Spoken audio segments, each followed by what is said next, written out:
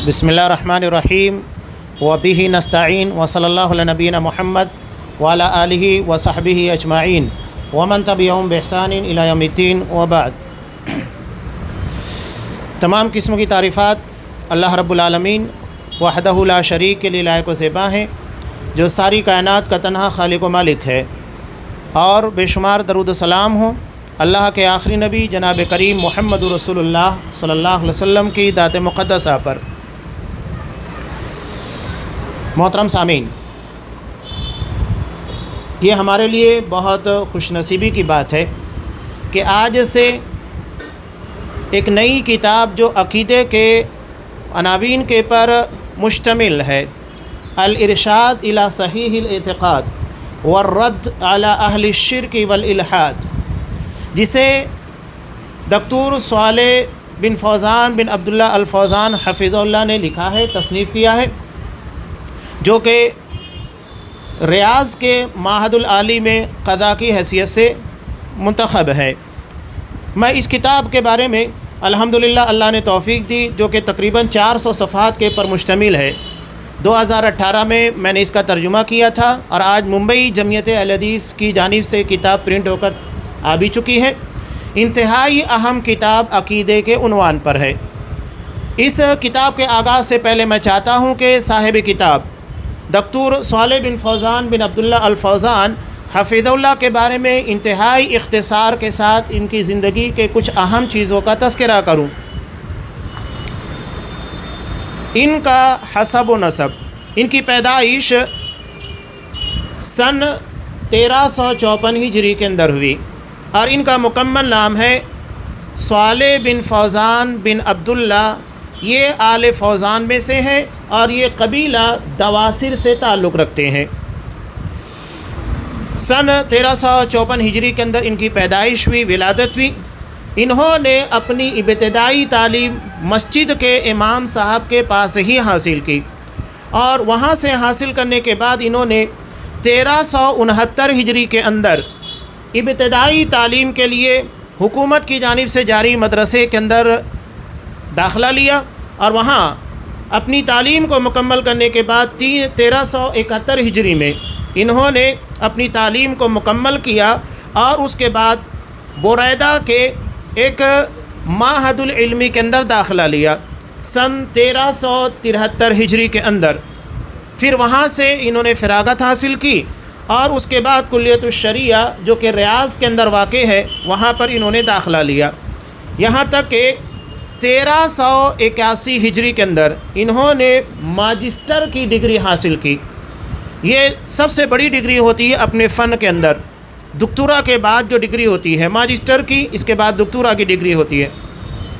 फ़िक़्ह के अंदर इन्होंने माजिस्टर किया और उसके बाद इन्होंने उसी कुल्लिया से फ़िक़्ह के अंदर तख़स्सुस भी किया। इसके अलावा इनके बहुत सारी मसरूफ़ियात हैं, बहैसियत मुदर्रिस भी, बहैसियत क़ादी भी, और उसके अलावा अल-लजनतुद्दाइमा लिल इफ्ता वल बुहूसिल इल्मिया, ये उससे भी मुतालिक है। बहुत सारी ज़िम्मेदारियाँ इन्होंने अदा की है।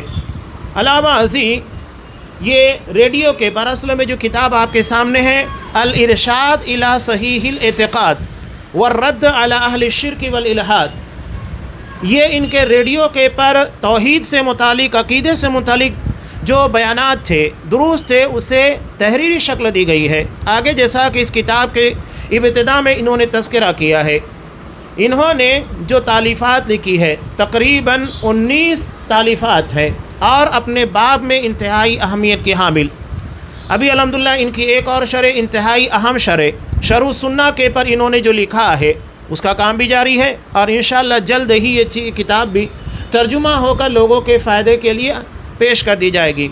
ये इनका मुख्तसर सा तारुफ़ था और अभी भी ये अपने ज़िम्मेदारी और अपने फ़रीदे को अदा कर रहे हैं। ये सऊदी अरब के किबार उलमा के अंदर शुमार होते हैं। अहम मामलात के अंदर इनके इस्तिदलालात, इस्तिंजात और उसके अलावा किसी भी मसले के बारे में इनकी राय को अहमियत दी जाती है। किताब व सुन्नत के पर इंतहाई आला दर्क है, महारत है। अल्लाह ने इन्हें फ़न अता किया है, चुनांच आज ये मर्ज उल खलाइक बने हुए हैं। لوگوں کے لیے بہت سارے مسائل کے اندر ان کے معاملات کے حل کرنے کے لیے، شرعی اصول اور ضابطوں کو بیان کرنے کے لیے۔ اور یہ ہمارے لیے خوش نصیبی ہے کہ آج الحمدللہ ہم انہی کی لکھی بھی ایک اہم کتاب جو کہ عقیدے سے منسلک ہے اس کا آغاز کرنے جا رہے ہیں۔ سب سے پہلے میں جو عقیدے کے متعلق کچھ اہم باتیں آپ لوگوں کے سامنے بیان کرنے جا رہا ہوں۔ اسلامی تعلیمات کے اندر سب سے اہم باب عقیدے کا ہے۔ عقیدے کے بغیر کوئی بھی معاملہ درست و تسلیم کیا ہی نہیں جا سکتا، اور عقیدے کے باب میں یہ تمام لوگوں کا اتفاق ہے کہ یہاں تقلید نہیں چلتی کہ ہمارے باپ دادا کرتے آئے اس لیے ہم بھی کر رہے ہیں، ایسا چلنے والا نہیں ہے۔ اور اس کی دلیل واضح طور پر قرآن مجید کی یہ آیت ہے، سورہ اعراف کی مشہور آیت جو عام طور پر عقیدے کے اور دیگر مسائل کے باب میں بیان کی جاتی ہے۔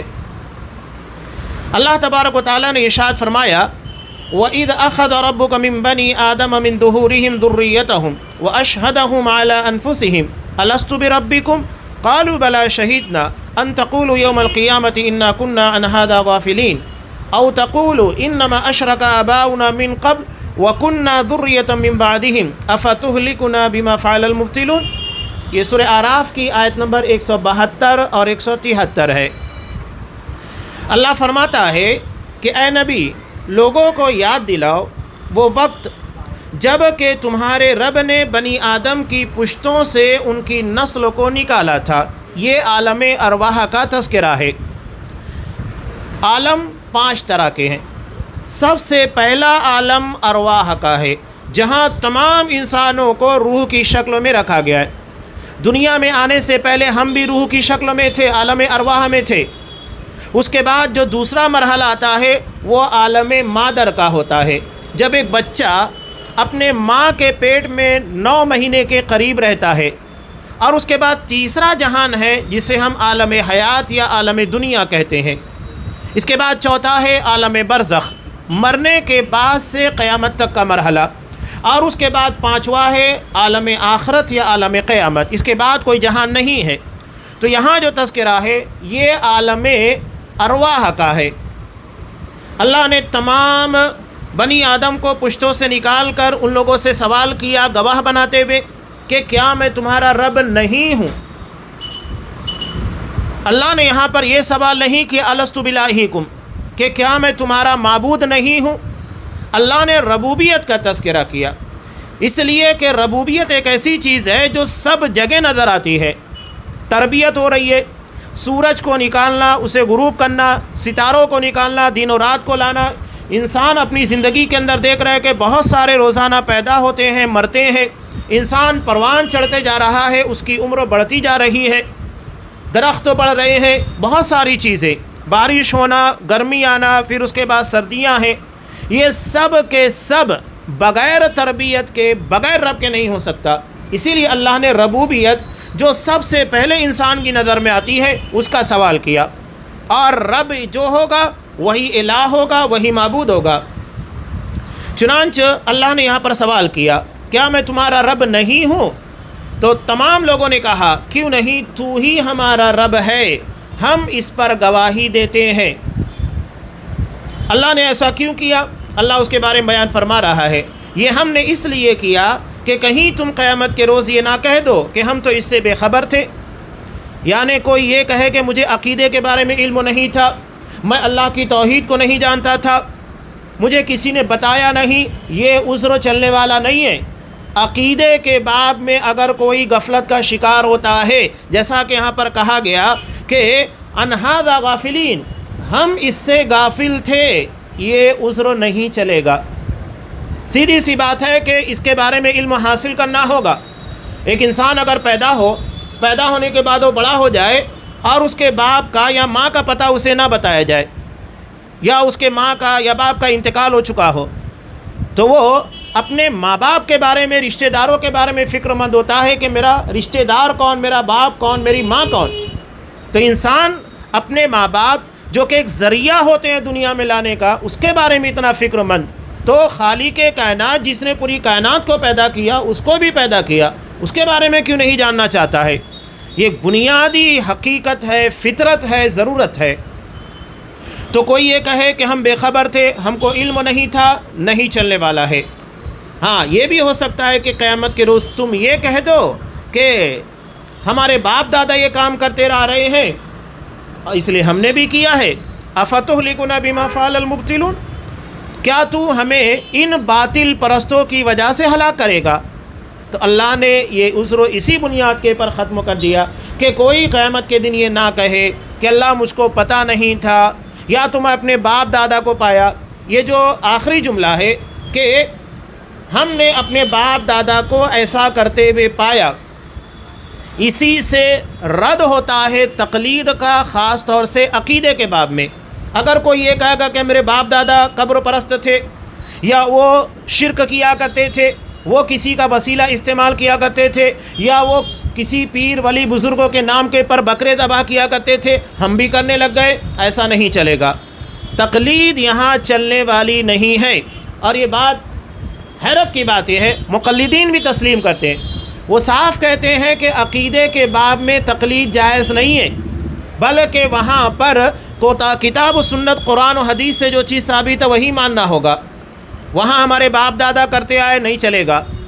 کتنی عجیب بات ہے کہ عقیدے میں یہ لوگ کہتے ہیں کہ تقلید نہیں چلے گی، تو مسائل میں کیسے تقلید چلے گی؟ یہاں پر کسی کا اختلاف نہیں کہ عقیدے کے باب میں تقلید جائز نہیں ہے۔ چنانچہ کوئی یہ کہے کہ ہمارے باپ دادا نے ایسا کیا، نہیں چلے گا۔ اللہ بازی، قبروں کے اندر جو 3 سوالات ہوں گے، اس میں پہلا اور بنیادی سوال ہوگا اللہ تبارک و تعالیٰ کے بارے میں۔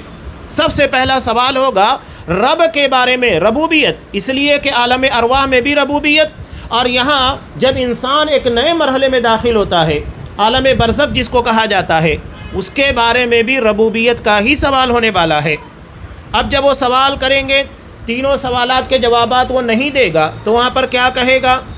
لا، فرشتے اس کو کہیں گے منکر نکیر، لا دریت ولا تلیت، کہ نہ تو نے جانا اور نہ پڑھا، یہ تیری اپنی سستی اور غفلت تھی کہ تو نے اس کو جاننے کی بھی کوشش نہیں کی اور نہ پڑھنے کی کوشش کی۔ اس کا مطلب یہ ہے کہ عقیدے کی باتوں کو جاننا پڑھنا ضروری ہے۔ جو لوگ نہیں پڑھتے وہ قبر کی زندگی میں، عالم برزخ میں منکر نکیر کے سوالوں کے جواب نہیں دے پائیں گے، اور پھر منکر نکیر یہی کہیں گے نہ تو تم نے جانا نہ تم نے پڑھا۔ اس لیے عقیدے کے بارے میں خصوصی طور پر توجہ دینا چاہیے۔ اب سوال یہ پیدا ہوتا ہے کہ عقیدے کا علم کس سے حاصل کریں؟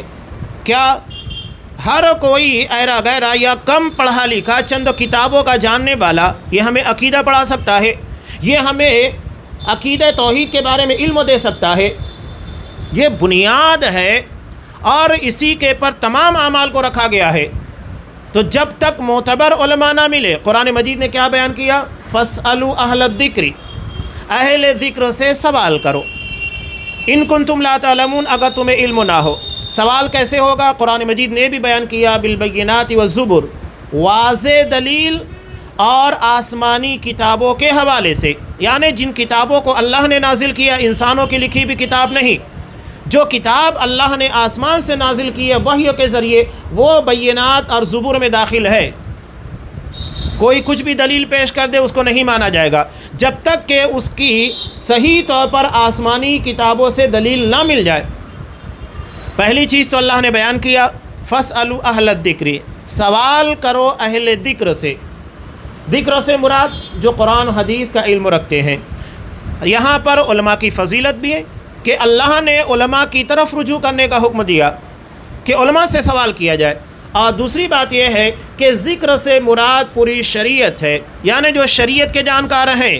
کسی امام، فقیہ، پیر ولی بزرگوں کی کتابوں کا علم بہت ہو اور کتاب و سنت کے بارے میں علم نہ ہو، دلائل کا علم نہ ہو، احادیث کا علم نہ ہو، نہ احادیث کے صحیح اور ضعیف ہونے کا علم ہو، نہیں، یہ پختہ عالم نہیں ہے۔ پختہ علماء وہی ہیں جو قرآن و سنت کے پر گہرا علم رکھتے ہیں، گہری نظر رکھتے ہیں۔ تو انہی علماء سے سوال کرنا چاہیے اور انہی لوگوں سے پوچھنا چاہیے، انہی کے دروس میں شامل ہونا چاہیے۔ آج ہمارے لیے بڑا المیہ ہے کہ سوشل میڈیا کے پر جہاں کہیں کسی عالم کو دیکھا، اس کے فالوور سے زیادہ نظر آتے، لوگ اس کے پیچھے بھاگنے لگتے ہیں۔ خاص طور سے ہمارے لیے بڑا مسئلہ علی انجینئر مرزا کا ہے، اس کے علاوہ بھی بہت سارے ہیں جو حقیقت میں عالم نہیں ہے، بلکہ خاص طور سے یہ سنی عوام کو گمراہ کرنے کے لیے ان کے لبادے کے اندر بھیجے گئے ہیں تاکہ لگے کہ قرآن و حدیث کو بیان کر رہے ہیں۔ یہ کیا کرتے ہیں، 10 باتیں اگر ہیں تو 9 باتیں کتاب و سنت کی رکھیں گے اور 10ویں بات وہ ایسی شامل کریں گے جو کہ کتاب و سنت کے بالکل خلاف، رافضیت، ناصبیت یا تو اخوانیت کا تحریکیت کی جانب آپ کو لے کر جانے والی ہے۔ یہ مکمل طریقے سے آپ کو ساری غلط باتیں نہیں بیان کریں گے، بلکہ 9 باتیں اچھی بیان کر کے، صحیح بیان کر کے 10ویں بات آپ کو شامل کریں گے جو ان تمام چیزوں کے پر پانی پھیر دیتی ہے، جس میں رافضیت ٹپکتی ہے، شیعت کی جھلک ملتی ہے، اخوانیت اور تحریکیت کے بارے میں باقاعدہ طور کے پر آپ کو ورگلایا جاتا ہے۔ تو ایسے لوگوں سے، ایسے علماء سے محتاط رہنا چاہیے۔ تو ایسے علماء کا وجود اور ان کی کاوشیں، آج جیسا کہ شیخ صالح الفوزان حفظ اللہ کی کتاب آج ہمارے سامنے ہے، یہ ہمارے لیے بہت بڑی نعمت ہے اور یہ بہت ہمارے لیے اہمیت رکھتی ہے۔ چنانچہ ایسے ہی معتبر علماء کے دروس ہیں، محاضرات ہیں، کتابیں ہیں، فتاوے ہیں، ان کے ذریعے سے ہمیں استفادہ کرنا چاہیے۔ اب یہاں کتاب کے آغاز سے قبل شیخ صالح الفوزان حفظ اللہ نے انتہائی قیمتی مقدمہ لکھا ہے۔ مقدمہ کسی بھی کتاب کی جان ہوتی ہے، بلکہ تعارف ہوتا ہے کہ اس کتاب کے اندر کیا لکھا گیا ہے۔ تو اس مقدمے کے ذریعے انہوں نے عقیدہ توحید کے بارے میں جو کتاب لکھی ہے اس کی اہمیت کو بیان کیا۔ یہ سب سے پہلے اللہ کی حمد و ثنا بیان کرتے ہیں، بیان کرنے کے بعد یہ فرماتے ہیں کہ اللہ کا ارشاد ہے وَمَا خَلَقْتُ الْجِنَّ وَالْإِنسَ إِلَّا لِيَعْبُدُونَ، کہ میں نے جن و انس کو صرف میری عبادت کے لیے۔ حضرت عبداللہ ابن عباس رضی اللہ تعالیٰ عنہما لیعبدون کی تفسیر بیان کرتے ہوئے کہتے ہیں لیوحدون، صرف میری ہی عبادت کرے، توحید پر قائم رہے، یہ اصل چیز ہے۔ اللہ بیان فرماتا ہے ما اريد منهم من رزق وما اريد ان يطعمون، میں تم سے کوئی رزق نہیں طلب کرتا اور نہ ہی میں چاہتا ہوں کہ تم مجھے کھانا کھلاؤ۔ اللہ بے نیاز ہے، صمد ہے، غنی ہے، وہ ان ساری چیزوں کا محتاج نہیں، بلکہ رزاق اور پوری طاقت والا وہی ہے۔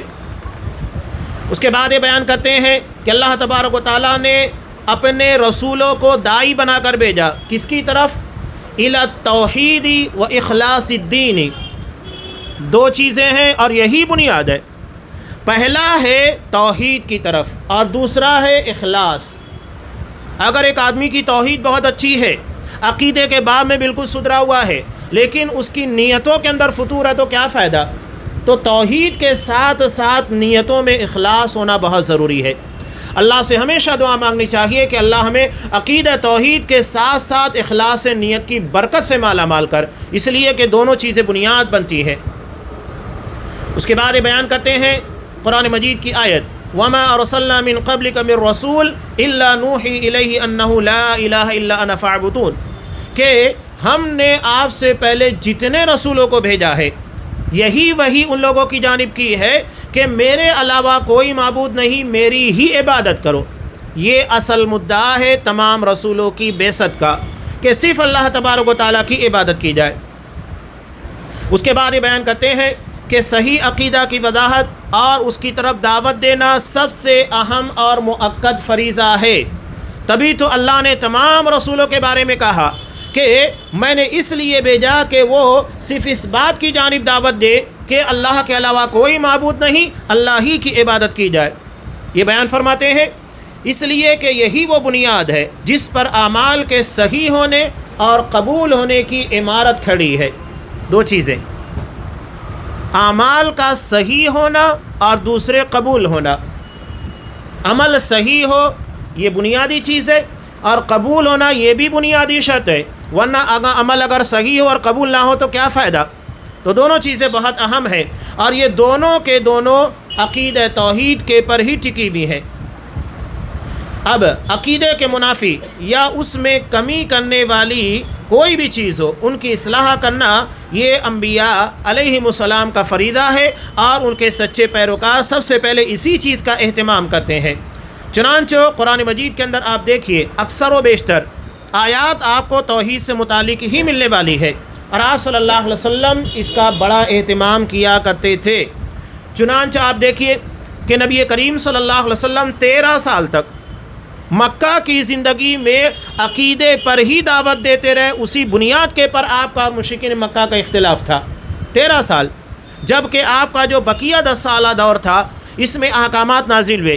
جب تک توحید مضبوط نہیں ہو گئی معاملات نہیں سدھرے۔ یہاں ضمن میں ایک بات بیان کرتا چلوں، لوگ کہتے ہیں کہ عقیدہ چھوڑ دو، سب متفق ہو جاؤ، سب متحد ہو جاؤ۔ جب تک عقیدہ صحیح نہیں ہوگا ہمارے درمیان اتفاق پیدا نہیں ہو سکتا۔ عقیدہ بنیاد ہے۔ شیخ محمد بن عبد الوہاب رحمہ اللہ کو دیکھیے، عرب کے علاقے جب اس کی تاریخ کے بارے میں آپ دیکھیں گے، سعودی عرب کا خاص طور سے اس کی تاریخ جب آپ پڑھیں گے تو حیران رہیں گے کہ شیخ محمد بن عبد الوہاب رحمہ اللہ کی دعوت سے پہلے لوگ شرک میں، بدعات میں، خرافات میں ڈوبے ہوئے تھے۔ بہت کم لوگ تھے جو حقیقت میں کتاب و سنت کے پر قائم و دائم تھے اور سلف صالحین کے منہج کو پکڑے ہوئے تھے، ان میں شرک و بدعات نہیں تھا۔ انہوں نے سارے لوگوں کو ایک جٹ کرنے کی کوشش نہیں کی، انہوں نے کوشش کی لوگوں کے عقیدے کی اصلاح کی۔ چنانچہ آل سعود سے ملنے کے بعد جنہوں نے اس دعوت کو مزید پختہ انداز میں پیش کیا، کتابیں لکھی، اور آج اس کا نتیجہ ہے کہ انہوں نے لوگوں کے عقیدے کو صحیح کیا۔ عقیدے کے صحیح ہونے کے ساتھ ساتھ لوگوں کے معاملات، لوگوں کے درمیان کے اختلافات، تنازعات ختم ہونے لگ گئے۔ اور آج ہم دیکھتے ہیں کہ گرچہ سعودی عرب کے اندر بہت سارے قبائل ہیں اور بہت ساری برادریاں ہم کو ملتی ہے، لیکن اتنی بکھری ہوئی سلطنت کو انہوں نے صرف عقیدہ توحید کی بنیاد کے پر اور اس کے صحیح کرنے کی بنیاد کے پر یکجٹ کر دیا، اور آج ایک بہت بڑی مملکت، اسٹیٹ جو خالص کتاب و سنت اور توحید کی بنیاد کے پر پنپ رہی ہے، انہوں نے آج جو کوششیں کی جاتی ہے وہ نہیں کی، انہوں نے کوشش کی عقیدے کے پر، اور اس کی برکت آج ہمیں نظر آتی ہے۔ لوگ کہتے ہیں کہ جڑ کے پر کوشش ہی نہ کی جائے، پتوں کے پر کوشش کی جائے تو کیا ہوگا؟ پتوں کو کتنا بھی آپ پانی دیتے رہیں وہ سرسبز و شاداب نہیں رہ سکتے، کچھ لمحوں کے لیے، کچھ مدت کے لیے، لیکن اگر جڑوں میں پانی دیا جائے تو اس کے اثرات پورے درختوں کے پر پڑنے والے ہیں۔ تو عقیدہ دراصل جڑ ہے، بنیاد ہے۔ اگر یہاں پر محنت کی گئی تو نتیجہ یہ ہوگا کہ پورا درخت سرسبز و شاداب ہوگا، یعنی پوری امت مسلمہ ایک جگہ کے پر، ایک مشن کے لیے، ایک مقصد کے لیے جمع ہوگی۔ یہ بنیاد ہے۔ چنانچہ آپ دیکھیے کہ جب اللہ نے محمد رسول اللہ صلی اللہ علیہ وسلم کو مکہ کے پر فتح عطا کی تو آپ نے کیا کیا؟ سب سے پہلے بتوں کو توڑا اور انہیں ختم کرنا شروع کیا، اس لیے کہ یہ توحید کے بالکل منافی عمل تھا۔ جب یہ ختم ہو گیا مکہ ان تمام چیزوں سے پاک و صاف ہو گیا۔ چنانچہ یہ کہتے ہیں کہ اس کے پر سب سے زیادہ اور خصوصی توجہ ہونا چاہیے۔ اس کے بعد یہ بیان کرتے ہیں کہ میری خواہش ہے کہ اس بابرکت عمل میں، یعنی عقیدے کے باب میں، توحید کے باب میں میرا بھی کچھ حصہ شامل ہو۔ اسی بنیاد کے پر میں نے اس کتاب کو تالیف کیا، جو حقیقت میں ریاض سے شائع ہونے والے، جو سعودی عرب کا ریڈیو اذاعۃ القرآن الکریم، اس سے نشر کیے جانے والے دروس تھے، جو انہوں نے کتابی شکلوں کے اندر پیش کیا ہے۔ یہ کہتے ہیں کہ حقیقت میں میری نیت نہیں تھی کہ کتاب کی شکل میں اس کو لکھوں، لیکن اللہ نے تقدیر کے اندر لکھا تھا، چنانچہ یہ چیز تقدیر کے مطابق تالیف کا ذریعہ بن گئی۔ یہ کہتے ہیں کہ میں نے اپنی اس کتاب میں الارشاد الی صحیح الاعتقاد، اس کتاب میں کچھ نیا نہیں پیش کیا ہے، بس باتوں کو بہتر انداز میں پیش کرنے کی کوشش کی ہے۔ یہ کوئی نئی بات، نیا عقیدہ، نئی چیزوں کو لا کر نہیں پیش کیا، بلکہ وہی علماء اور دعات اور ان کی کتابیں جو کہ نبی کریم صلی اللہ علیہ وسلم کے بعد سے چلی آ رہی ہیں، انہی کتابوں سے ان تعلیمات کو اور ان ساری چیزوں کو اخذ کیا ہے۔ جیسا کہ شیخ الاسلام ابن تیمیہ رحمہ اللہ، ان کے شاگرد ابن قیم ہیں، حافظ ابن کثیر رحمہ اللہ ہے، اور شیخ الاسلام محمد بن عبد الوہاب، اور ان کے شاگرد جو اصلاحی دعوت کے ذمہ دار ہیں، ائمہ ہیں، ان کی کتابوں سے خاص طور سے وہ کہتے ہیں کہ میں نے فتح المجید، جو کہ شیخ محمد بن عبد الوہاب رحمہ اللہ کی لکھی ہوئی کتاب ہے عقیدے کے باب میں، اس سے میں نے بہت زیادہ استفادہ کیا ہے۔ یہ کہتے ہیں میں اس بات کا دعویٰ نہیں کرتا کہ کچھ نیا لے کر آیا ہوں، بلا شبہ میں امید کرتا ہوں کہ بعض معلومات کو پیش کروں اور اسے لوگوں میں پیش آنے والی باتوں سے جس طرح مناسب ہو مربوط کرنے کی کوشش کروں۔ تو بات سمجھنے کی ہے، کچھ نیا پن، نئی باتیں، نئے نکات نہیں، بلکہ اچھے انداز میں لوگوں کے پیش آنے والے مسائل کو مربوط طریقے سے پیش کرنے کی انہوں نے کوشش کی ہے۔ آگے یہ جو بات بیان کر رہے ہیں بہت زیادہ اہمیت کی حامل ہے۔ یہ کیا کہہ رہے ہیں کہ میں امید کرتا ہوں اس میں خیر ہوگا، نیز دعوت اللہ کے میدان میں ایک حصہ ہوگا، گرچہ وہ تھوڑا ہی کیوں نہ ہو۔ حالانکہ بہت بڑا کام کرنے کے بعد یہ کہہ رہے ہیں کہ میں تھوڑا سا حصہ چاہتا ہوں۔ یہی مخلصین کی علامت ہوتی ہے، بہت کچھ کرنے کے بعد بہت مختصر سمجھتے ہیں کہ میں نے بہت تھوڑا کام کیا ہے۔ حضرت عمر فاروق رضی اللہ تعالیٰ عنہ کا جملہ یاد آتا ہے، وہ کہتے ہیں حالانکہ انہیں دنیا میں جنتی ہونے کی پتہ نہیں کتنی مرتبہ بشارت دی گئی، اس کے باوجود وہ کہتے ہیں کہ آخرت میں اللہ میرے نیکیوں کو قبول کر لے اور اس بنیاد پر مجھے صرف جہنم سے نجات دے، یہ میرے لیے سب سے بڑی کامیابی ہوگی۔ جبکہ عشرہ مبشرہ میں سے ہیں۔ امت میں ابو بکر صدیق رضی اللہ تعالیٰ عنہ کے بعد انہی کا مقام ہے جن کے چاہت اور جن کی طلب کے پر قرآن مجید کے احکامات نازل ہوا کرتے تھے، اس کے باوجود یہ نہیں کہتے ہیں، بلکہ کہتے ہیں کہ اللہ میری نیکیوں کو قبول کر کے صرف جہنم سے نجات دے، میرے لیے بہت بڑی کامیابی ہوگی۔ یہ مخلصین کا طریقہ کار رہا ہے، یہ اپنی نیکیوں سے کبھی دھوکہ نہیں کھاتے۔ اور جو مخلصین نہیں ہوتے ہیں انہیں اپنی معمولی سی نیکیاں بھی دھوکے میں ڈال دیتی ہے، اور وہ سمجھتے ہیں کہ ہم بہت بڑا کارنامہ انجام دے رہے ہیں، دوسروں کو حقیر سمجھنے لگ جاتے ہیں۔ اگر نماز پڑھ رہے ہیں تو نماز نہ پڑھنے والے ان لوگوں کے نزدیک حقیر ہوتے ہیں۔ اگر یہ تھوڑا سا صدقہ کر دیتے ہیں تو جو لوگ نہیں دیتے ان پر تنقیدیں شروع کر دیں گے، وہ تو کچھ دیتا ہی نہیں ہے، اللہ نے اس کو اتنا مال عطا کیا دیتا ہی نہیں ہے۔ تو یہ بہت بڑا المیہ ہے۔ تھوڑی سی نیکی کرنے کے بعد شیطان انہیں غرور میں، دھوکے میں ڈال دیتا ہے، اور اس کا نتیجہ بہت بھیانک نکلتا ہے کہ ان ساری چیزوں کی بنیاد پر جو نیکیاں ہیں وہ بھی ضائع ہو جاتی ہیں، ختم ہو جاتی ہیں۔ آگے یہ کہتے ہیں کہ ایسے وقت میں جب کہ صحیح دعوت کے راستے کم دکھائی پڑتے ہیں، اور حقیقی بات ہے جو صحیح طریقے سے دعوت کا طریقہ ہے جو آپ صلی اللہ علیہ وسلم نے اختیار کیا، جو قرآن مجید نے حکم دیا، ادعو الی سبیل ربک بالحکمہ والموعظۃ الحسنہ وجادلہم باللتی ہی احسن، کون ہے جو اس کے مطابق عمل کرنے والا؟ قرآن کتنا واضح کہہ رہا ہے، ادعو الی سبیل ربک، تیرے رب کے راستے کی طرف دعوت دے، کسی انسان کے بنائے ہوئے، کسی امام کے بنائے ہوئے، کسی پیر کے بنائے ہوئے راستے کی طرف نہیں۔ آج جو دعوتیں دی جا رہی ہے، چاہے وہ تبلیغی جماعت کی بات کہیے یا تو آپ جماعت اسلامی کی بات کہیے، تحریکیت، اخوانیت، رافضیت، کسی کی بھی بات کہیے، وہاں پر آپ کو جو راستہ، جو طریقہ کار ملے گا وہ اللہ کا بنایا ہوا، رسول اللہ کا بنایا ہوا نہیں، بلکہ انسانوں کا بنایا ہوا۔ وہ انسانوں کی کتابوں کو اہمیت دیتے ہیں۔ وہ تفاسیر جو حقیقت میں سلفی تفسیر ہے ہی نہیں، جو کتاب و سنت کی صحیح طور پر ترجمانی کرتی ہی نہیں، لوگ اسے مہر کے طور پر مانگتے ہیں اور بہت اعزاز کے طور پر۔ ابھی قریب میں بالکل جو خبر آئی کہ کسی محترمہ نے اپنے شوہر سے مطالبہ کیا کہ مہر میں مجھے تفہیم القرآن چاہیے، اور وہ تفہیم القرآن انہوں نے مہر کے طور پر لیا، اسے نیوز بنا دیا گیا۔ عجیب و غریب بات، یعنی جو تفسیر حقیقت میں کتاب و سنت کی صحیح طور پر ترجمانی نہیں کرتی، جہاں ترجمے میں عقیدے کی خرابیاں پائی جاتی ہے۔ آپ آیت الکرسی دیکھیے، ترجمے کے اندر وسیع کرسی السماوات والارض، کہ اللہ کی کرسی آسمان و زمین کو گھیرے ہوئے چھائی ہوئی ہے، وسیع اس کے پر۔ واضح طور کے پر کرسی کا ترجمہ حکومت سے کرتے ہیں، نعوذ باللہ۔ یہ قرآن کے معنی میں تحریف ہے، اور ایسے بہت ساری گمراہیاں، بہت ساری خرابیاں آپ کو ملے گی۔ اصل میں تفسیر وہ ہے، تفسیر معصور جس کو کہتا ہے، جس کے اندر احادیث کو اور اس کے بعد اصحاب کرام اور تابعین کے اقوال کو پیش کیا جاتا ہے، ان کی سمجھ اور ان کی فہم کے مطابق تفاسیر کو پیش کیا جاتا ہے، نہ کہ اپنی تفسیر یا اپنی رائے اور خیالات کو تفسیر بنا کر پیش کیا جائے۔ یہ تفسیر بالرائے ہوتی ہے، تفسیر بالمعصور نہیں ہے، جو کہ حقیقت میں سلف کے اقوال اور قرآن و حدیث سے مزین ہو۔ تو یہ بہت اہم چیز ہے کہ صحیح دعوت کے راستے کم دکھائی پڑتے ہیں۔ بہت سارے دعات عقیدے کی دعوت چھوڑ کر صرف کچھ ہی گوشوں کا اہتمام کرتے ہیں۔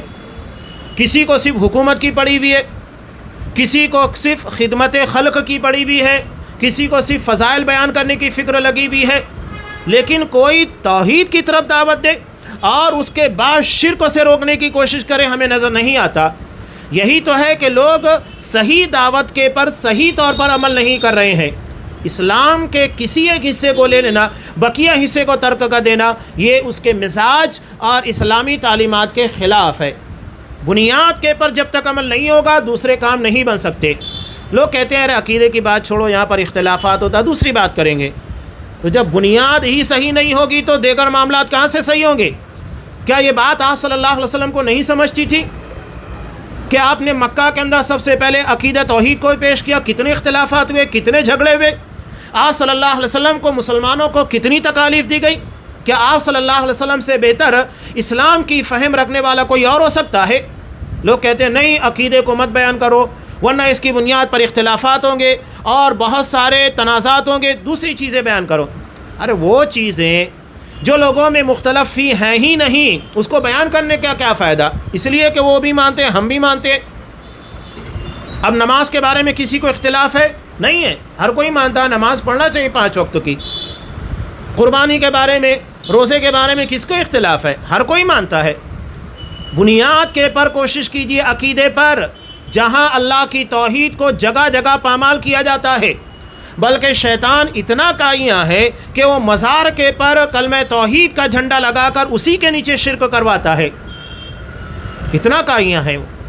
تو یہ بات جاننا بہت ضروری ہے، اسی کو یہ بیان کر رہے ہیں کہ لوگ صحیح دعوت کے راستے پر کم دکھائی پڑتے ہیں۔ بہت سارے دعات عقیدے کی دعوت کو چھوڑ کر صرف کچھ ہی گوشوں کا اہتمام کرتے ہیں، صرف فضیلتیں بیان کریں گے، کہیں گے مسائل کے بارے میں مت جاؤ، مسائل سے بچو، صرف فضائل بیان کرو۔ بات یہ ہے کہ جب تک مسئلہ صحیح نہیں ہوگا تو فضیلت کہاں ملے گی؟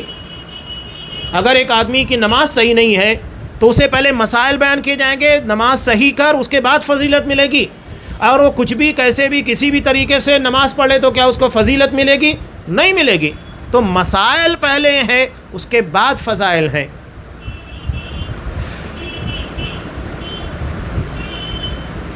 آگے یہ بیان کرتے ہیں جن کے اہتمام کا عقیدے کی اصلاح کیے بغیر کوئی فائدہ نہیں ہے۔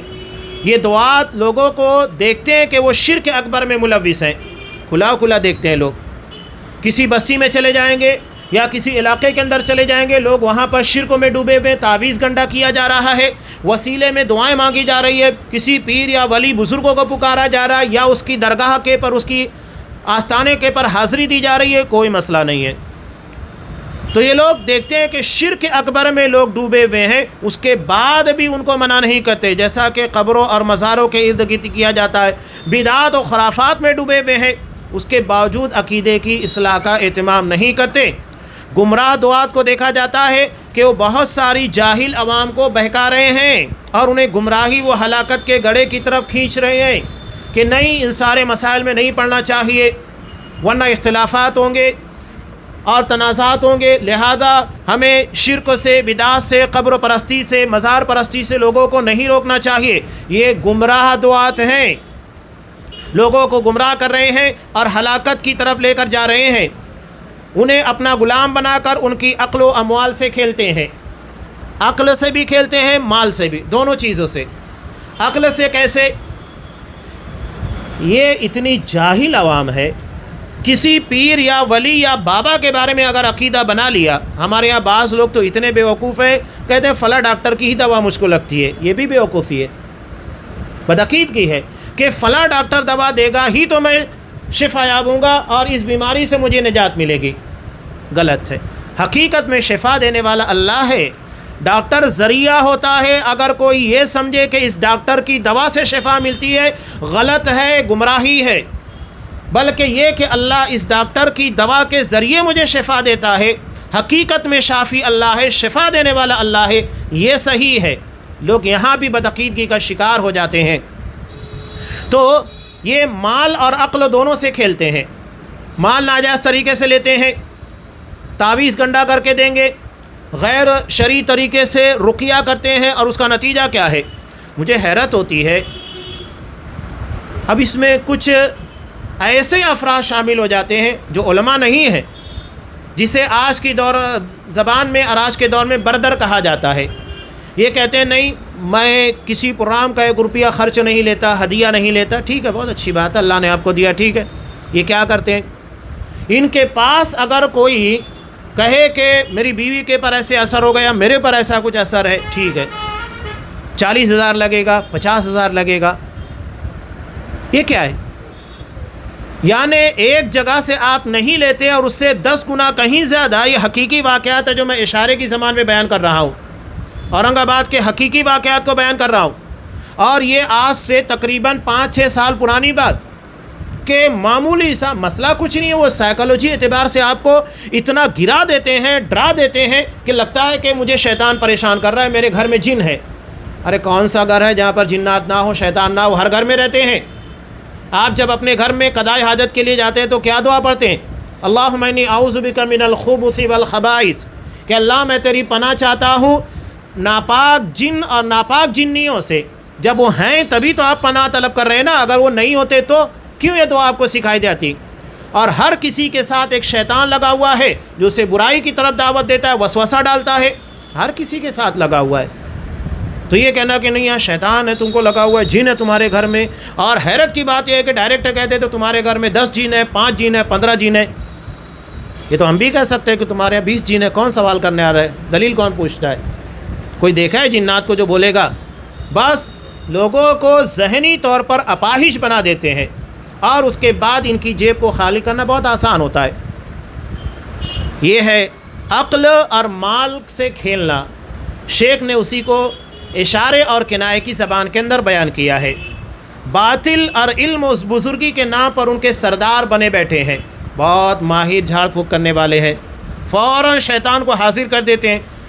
یہاں پر ایک بات میں بیان کروں، کچھ لوگ کہتے ہیں کہ اگر کسی کو شیطان کا اثر ہے لیکن اس کے پر شیطان حاضر نہیں ہوتا، جن حاضر ہی نہیں ہوتا کتنا بھی پڑھو، لیکن ایک آدمی آتا ہے جس کے بارے میں کہا جاتا ہے کہ بہت بھاری جھاڑ پھونک کرنے والا ہے، بہت بڑا بابا ہے، وہ آتے ساتھ حاضر کر دیتا ہے۔ ایسا ہوتا کیوں ہے؟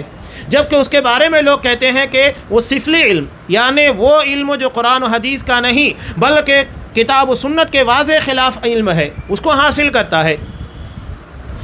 ایسے لوگ جو کتاب و سنت کے خلاف کام کرنے والے ہیں، شیاطین ان کی مدد کرتے ہیں، اور شیطان ان لوگوں کے ساتھ ہوتا ہے، اور لوگوں کے عقیدے کو بگاڑنے کے لیے وہ فوری طور پر حاضر ہوتا ہے۔ ان کا اپنا ساتھ میں رہنے والا جو قرین ہوتا ہے، جو جن ہوتا ہے، وہی حاضر ہوتا ہے، کوئی دوسرا حاضر نہیں ہوتا۔ لوگ سمجھتے ہیں کہ پھٹ سے حاضر کر دیا اور اس کے بعد چھڑا بھی دیا۔ اب لوگوں کا عقیدہ اس کے پر آتا ہے، اللہ کی شریعت پر نہیں۔ جبکہ اگر ہم قل اعوذ برب الفلق، قل اعوذ برب الناس یا دعاؤں کے پڑھنے کے بعد اپنے آپ کو سکون کے ساتھ اور اطمینان کے ساتھ محسوس کرتے ہیں تو ہمیں عقیدے کی بنیاد پر برکت حاصل ہوتی ہے کہ اللہ کے کلام کے ذریعے شفا ملی ہے، نہ کہ کسی اور بابا یا پیر ولی کے ذریعے سے۔ تو یہی ہے، یہ بیان کر رہے ہیں کہ ان کے سردار بنے بیٹھے ہیں۔ بڑے افسوس کے ساتھ کہنا پڑتا ہے کہ آج بہت سارے دعات عقیدہ اور اس کی اصلاح کی طرف دھیان نہیں دیتے، جبکہ یہ جھاڑ پھونک کے نام پر، رقیہ کے نام کے پر جو غیر شرعی ہوتا ہے، اس کے ذریعے لوگوں کے عقیدے کو خراب کرتے ہیں۔